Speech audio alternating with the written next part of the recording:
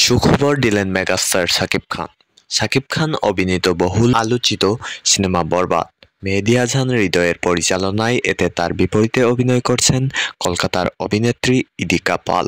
গত ডিসেম্বরে সিনেমাটির ফার্স্ট লুক প্রকাশ হয় নেট দুনিয়ায়। এরপর থেকেই অধীর আগ্রহে ভক্তরা কবে আসছে সিনেমার টিজার। অবশেষে সেই খবরই দিলেন শাকিব খান। আগামী বৃহস্পতিবার সন্ধ্যা 6:30টায় আসছে সিনেমাটির টিজার। 16 সেকেন্ডের একটি মোশন ভিডিও প্রকাশ করে এমনটাই জানিয়েছেন ঢাকাই সিনেমার এই সুপারস্টার।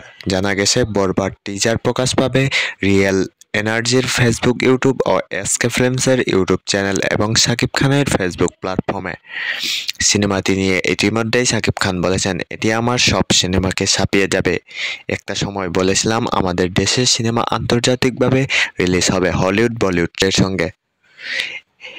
এখন আমাদের সিনেমা বিশ্বের 7টি মহাদেশে মুক্তি পায়। এর আগে প্রিয়তমা তুফান দিয়ে ভালোবাসা পেয়েছি, আশা করছি বরবাদ সবকিছুকে ছাপিয়ে যাবে।